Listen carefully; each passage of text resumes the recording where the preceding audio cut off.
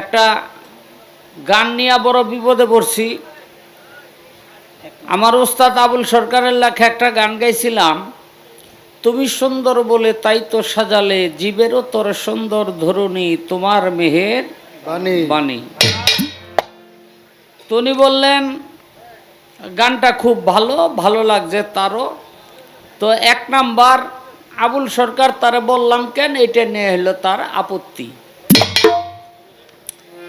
এক নাম্বার বলার কারণ হইল ৫-৬ জন আবুল সরকার বাইরে হয়ে গেছে। কারো নাম হইল আপনার ওই যে তেরা বাবুল, হেডেও নাম দিছে আবুল। কারোর নাম মকবুল, হেডেও নাম দিছে আবুল। মানে মনে করে বয়ে রয়েছে আবুল নাম দিলেই বড় গায়ক হন যায়। এখন আমার ওস্তাদ আবুল সরকার পড়ছে বিপদে। হ্যাঁ, যেমন ওই যে সুবর বাবা, হ্যাঁ কিন্তু আবার বড় আবুলও কয় না, আর ১ নাম্বার ২ নাম্বারও কয় না, হ্যাঁ কয় আমি ছোট আবুল। না, সবাই তারে ছোট আবুল নামে চিনে। পরে দেখে যে ওই ফরিদপুরের আবুল ভাই, হ্যাঁ বিপদে পড়ছে, হ্যাঁ লাগাইছে ফকির আবুল। হ্যাঁ, ওই টাঙ্গাইলে এক আবুল আছে, হ্যাঁ লাগাইছে হুদহুদি আবুল। বুঝলেন? তো এই হইল ঝামেলা। এই জন্য আমরা ১ নাম্বার আবুল কই, যাতে পরিষ্কার বোঝা যায় যে আর যত আবুল আছে হে আবুলের ছাত্র না, এটা ওই বড় আবুল সরকারের ছাত্র। এই তো আর একটা জিনিস হইল, পরের গানটা যে গাইলাম, বাবা তুমি দিও না আমারে পায়ে ঠেলিয়া, রহমতের হাত তুমি দেও বাড়াইয়া। আজকে এই গানটা গাওয়ার উদ্দেশ্য আছে, কারণ যার গান হের ওয়াইফ হইল উনি। তো আমি জানি ধরবো, এই ধরার জন্যই গানটা গাইছি। গানটার মধ্যে একটা মারাত্মক ভুল আছে, এ কোনোদিন কইয়া হ্যাঁ গো বুঝাইতারুম না, এর লেগে আপনাকে সাক্ষী রেখে বুঝাইতেছি। গানটার মধ্যে ভুলটা হইল, কান দিতে পারি না বাবা চোখে নাই আর পানি, আমি তোমায় ভালোবাসি দিয়া অন্তর খানি, দাসী যাবে কোথায় তুমি যদি দাও তারাইয়া, বাবা দিও না আমারে তুমি দূরে ঠেলিয়া, রহমতের হাতখানি দেও বাড়াইয়া। তার মানে বাবাই তার সামনে আছে, কথা ঠিক না বেঠিক? বাবাই তার সামনে। দ্বিতীয় অন্তরার মধ্যে লেখছে, ফুলের জীবন হয় না ধন্য নাগা থিলে মালা, প্রাণবন্ধু বিহনে ভক্তের বুকে বারে জ্বালা। এই আর কতকাল দাসী, আর কতকাল রবে তোমার পথ চাহিয়া। যে সামনে থাকে তার লেগে কি পথ চাহিয়া থাকতে হয়? দেখেন কত বড় ভুল। আরে আপনি এই ক্ষেপে আপনার মাথায় ঢুকবে না, এই খামা খাই করেন কি? আরে এই ক্ষেপে আপনার মাথায় ঢুকবে না, আবার জন্ম লই আইতে কি আর উকুন মাথা বড়া খালি কুট বুদ্ধি। এই জন্য গানটা গাওয়া, নাইলে ৩,০০০-এর উপরে আমারই তো গান লেখা কি রে। আর আমার ওস্তাদের গান গাইলে তো এরকম ১ মাসও ফুরাইব না, এত গান লেখা থুয়ে গেছে। তো যাক, জবাব করুম পরে। তো ২-১টা কথা ভিতরে থেকে ধাক্কাইতেছে। গুরুর ভাব তরঙ্গে আসো আমার সঙ্গে, যদি কারো ভালো লাগে রে। ভাবের কথা বলতে গেলে না আছে তার শেষ পুত্র কন্যায় থাকে ওই ভাব হইয়া নিরুদ্দেশ, সাইরা দিয়া মাওলানার বেশ, মাতাল বৈতাল সাজো আগে। মাতাল মানে যে মদ খায়, আর বৈতাল হলো যার চরিত্র খারাপ। আচ্ছা, আমি একটা জিনিস বুঝলাম না, এই বেলায়েত করতে হইলে মাতাল হইতে হইব, আবার চরিত্র খারাপ হইতে হইব, খারাপ করতে হইব, এটার ব্যাপারটা কি? আজকাল কাম হইব না, ধরছে।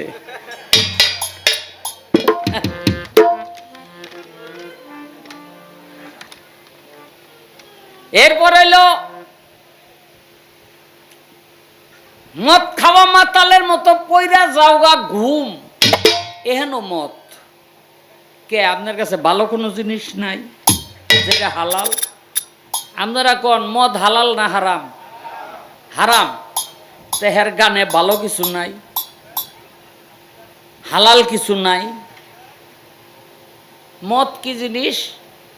মনে করেন কোন রকম যদি কতটুকু খাইতে পারে এমন একটা নেশা হয়, তখন বাইত গিয়া বুঝলেন নি বাপের গয় মেয়া ভাই কেমন আছেন,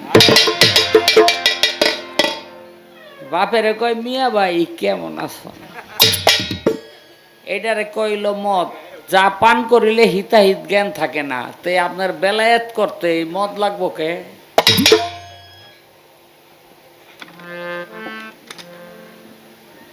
এরপরে দেখেন গুরু ধ্যানে দর্শনে পাপে রইলে মতি, গুরু মন্ত্র হৃদয়ে রাখলে নরকুণ্ডে গতি, বধ কর সেই সতীর পতি। বধ মানে হত্যা করা, সতী মানি ভালো নারী, আর পতি মানি ওই নারীর স্বামী।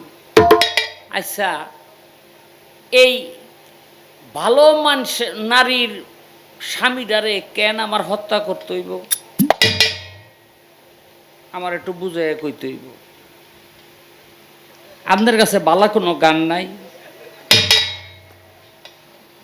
বেলায়েতের ভালো কোনো গান থাকলে গাইবেন, না থাকলে আহিল নাহিল বাদ দেন। হ্যাঁ, এগুলি আহিল নাহিল গান, বুঝলেন? কইবেন জালালের গান মিয়া হনই ধর, হ জালাল এই বেলায়েত নবুয়ত পালাই এইটা লেখে নাই, ওইটা আবার আরেক পালার জন্য লেখছে। আপনি কার পায়জামা কার টুপি কার মাথায় লাগাই দিছেন। দুঃখ দুঃখ মনে করেন কি কম, দুঃখ হইল পুরুষের, মেয়েদের কোনো দুঃখ আছে? হ্যাঁ, মেয়েদের কোনো দুঃখ আছে? এতটা তো দুই শ্যামরা বয়ে বয়ে আলাপ করে। কি আলাপ? কয় দুঃখ কেমন রে, তো আরেকটা কয় দুঃখ হইল নুনুর মতো। কয় ওইটাই কয় নুনুর মতো কেন? কয় কারোটা ছোট কারোটা বড়, সবাই মনে করে আমারটা বড়। বুঝলেন নি? দুঃখ দেখেন, যে দুঃখে পড়ছে সবাই মনে করে আমার দুঃখ বড়, ঠিক কিনা? কয় তাইলে মেয়ে গো, কয় হ্যাঁ গো কোনো দুঃখ নাই। তো দুঃখ হইল সব আমগো, বুঝলেন? আপনাকে দুঃখ নাই, আপনারা এটি বুঝবেন না। গান গাইতেছেন, গান গান দুই চারটা ভালো কথা কন, বুঝলেন নি? মরার আগে হইনা যায়, মানে আপনি মরার আগে না, আমি মরার আগে।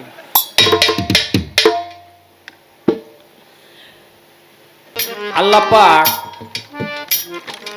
এই পৃথিবীতে সর্বপ্রথম নবুয়তি দান করেছিলেন বাবা আদম সফিউল্লাহকে। হাদিসের বর্ণনায় পাওয়া যায়, কিতাবের বর্ণনায় পাওয়া যায়, তিনি 120 হাত লম্বা আর 7 গজ মানে 14 হাত ছিল পাশ। 120 হাত লম্বা আর 14 হাত পাশ। 7 হাত। আচ্ছা, আপনার কথা 7 হাত কমাই দিলাম, আমি কিসে? হ্যাঁ, মনে করছে 7 হাত কমাইলে আদমের স্বাস্থ্য খুব কমে যাব।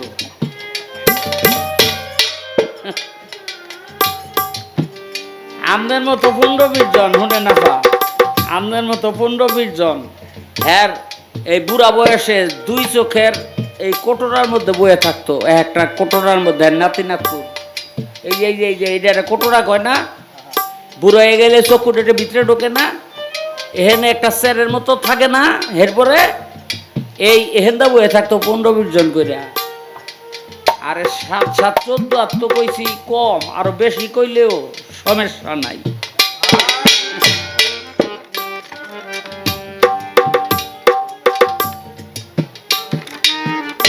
এরপরে কি জানেন, ওখানে উঠতো কি দিয়া? সঙ্গ দিয়া, বাইয়া বাইয়া এই চোখের মধ্যে নাতি নাতকুর নাতি পুতি এগুলো উঠতো সঙ্গ দিয়া, ভাইয়া ভাইয়া বুঝলেন?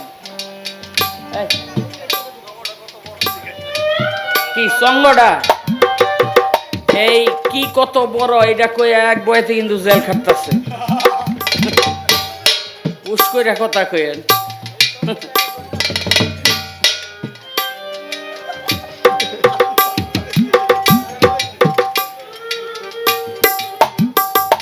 এই উনি এই পৃথিবীতে একজন পুরুষ, মনে রাখবেন এই পৃথিবীতে একজন পুরুষ যার জন্য সারা পৃথিবীর নারীগণ হারাম। এই একজন পুরুষকে বাবা আদম, সারা পৃথিবীর নারী তার জন্য হারাম। কেন হারাম? সারা পৃথিবীর যত নারী সব নারী হইল তার মেয়ে, তার কন্যা, এই জন্য তার জন্য হারাম। কার জন্য? বাবা আদমের জন্য। নেন একটা গোপন কথা কয়ে দিলাম। সে বিয়া করে আনছে কই থেকে? জান্নাত থেকে। কারে? মা হাওয়ারে। আর মা হাওয়া হইল এই যত পৃথিবীর যত পুরুষ আসে সব পুরুষের জন্য মা হাওয়া হারাম। তাইলে কইবেন যে এখন তো হেরা গেছে গায়ে হালাল হারাম দিয়া কি করব? কে হাসরের দিন বিয়া শাদী আপনারা জানেন না? হাসরের দিন আমার নবীও দুইটা বিয়া করব।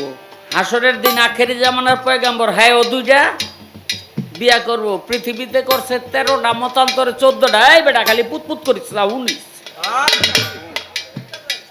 হ্যাঁ ওই যে আমার বাইক না মেহেদিরে কই ওস্তাদ বেহালা দেন না কি বাজায়, টাকা নাই দেখে নাইলে দিতাম বকশিস। হ্যাঁ ওই কি কয় আপনার এই মা হাওয়ারে ব্যস্তের থেকে বিয়ে করে আনছে। এই জন্য সমস্ত পুরুষের জন্য মা হাওয়া হইল হারাম। কেন হারাম?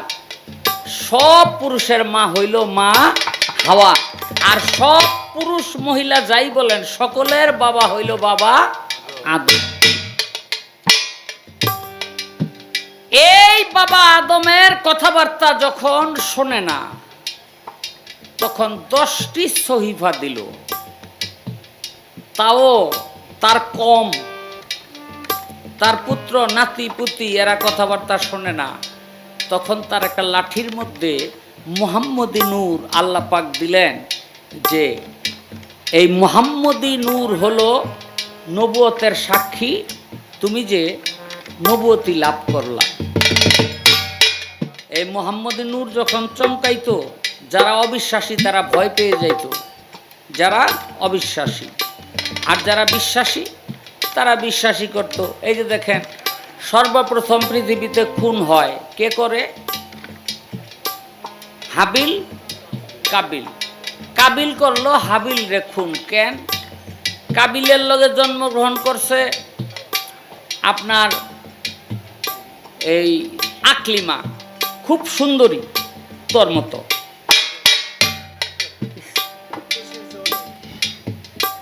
এইটা কি রে?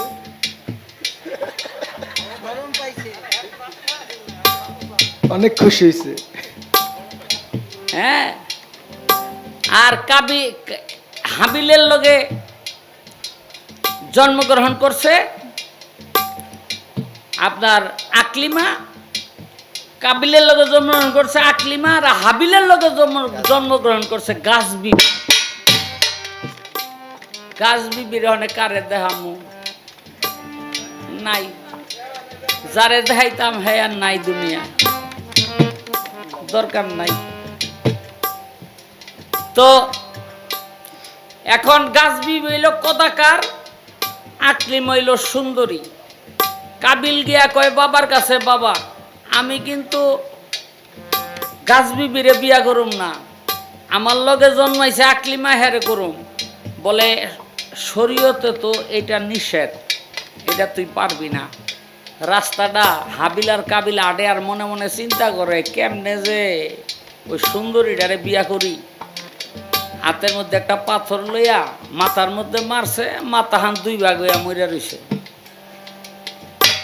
মনে মনে চিন্তা করে কি করুম, একটা মাটির মধ্যে গর্ত করিয়া গর্তের মধ্যে হাবিলের লাশটা দাফন করছে। দাফন মানে মাটি চাপা দিছে। আল্লাহ কয় মাটি, পৃথিবীতে সর্বপ্রথম খুন যে করলো এই প্রথম খুন হয়, তারে গ্রাস কর।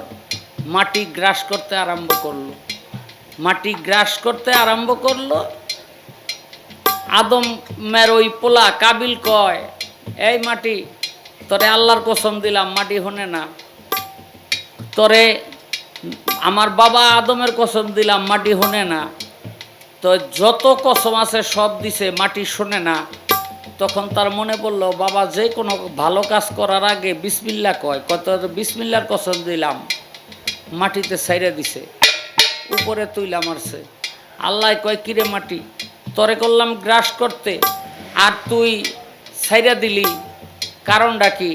মাটিতে কয়, আল্লাহ আপনার চেয়ে আপনার নামের ইজ্জত বড়, এই বিসমিল্লার মধ্যে ৪,৫০০ নাম আছে আপনার, এই নামের অপমান হয়, এই জন্য ছাইরা দিছি। আল্লাহ কয়, কাবিল, তুই দুনিয়াতেও যদি বাচ্চা গেলি, কিন্তু আখেরাতে তোর বিচারটা আমি সর্বপ্রথম কইরা দুজকে দিলে তারপরে আমি আল্লাহর রাগ থামবো।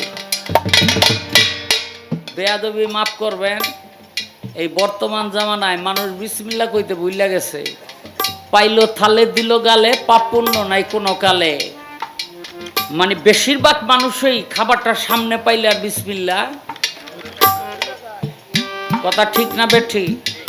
তাইলে খাওন খাইয়া যদি মালিকরে দাম না দেন, মালিক থাবাদা ধরবো না আপনারা ছাইড়া দিব? ধরবো না? এই খাবারের মালিক হলো আল্লাহ, তার মূল্য দিলেন না। যদি বিসমিল্লাহ কয়ে খাইতেন তার মূল্য দেওয়া হয়ে যাইত। কিচ্ছু চাই না, শুধু তার একটু স্মরণ করলেন, ব্যাস হয়ে গেল। এই ইব্রাহিম নবী কোনোদিন মেহমান ছাড়া খাইতো না। একদিন এক মেহমান পাইছে, লয়ে গেছে ঘরের ভিতর, তোমারে লইয়া খামু, খাবার সামনে দিছে। ইব্রাহিম নবী কয়, আমার একটা কথা। কয় কি? কয় খাবারটা মুখে দেওয়ার সময় বিসমিল্লাহ কইবা। ওই বেটা কয়, দৌড় মিয়া, তুমি বিরাট ভুল করে লাইছো, আমি তো মুসলমানই না, আমি বিসমিল্লাহ কো মুখে জায়গা। কয়তে যাও গা, বিসমিল্লাহ ছাড়া খাইতে পারবা না। আল্লাহ পাক ইব্রাহিম নবীকে ডাক দিয়া বলে, ইব্রাহিম রে, পৃথিবীতে লক্ষ লক্ষ মানুষ, কোটি কোটি মানুষ, আমি আল্লাহ, কে আমাকে ডাকে কে আমাকে ডাকে না, সবারে আমি খাওয়াই। যে আমাকে ভাবে না, চিনে না, জানে না, তারেও আমি খাওয়াই। আর একটা বার বিসমিল্লাহ কইল না দেখা তারে খাবার সামনে দিয়ে উঠাই দিলি। খাবার সামনে দিয়া তারপরে তারে উঠাই দিলি। আল্লাহ পাক, আমরা ওই আল্লাহর বান্দা যে আল্লাহর রহমতের কোনো, দয়ার কোনো শেষ নাই, যে দিন সারা জীবনে একবারও আল্লাহ না কইলেও আল্লাহ খাওয়াইয়া রাখে। পার্থক্য হলো, আপনি মুসলমান, বিসমিল্লাহ কয়ে খাইলেন, আখেরাতে আপনার হিসাব দিতে হবে না যদি খাবার আপনার হালাল হয়। আর যদি বিসমিল্লাহ কইয়া না খান, তাইলে এই খাবারের হিসাব হালাল হইল আখেরাতে দিতে হবে। পার্থক্য হইল শুধু এতটুকু। তাই বাবা আদম এই যে বিসমিল্লাহটা শুরু করলেন, এই বিসমিল্লাহ প্রচলন আজও পৃথিবীতে রয়ে গেছে।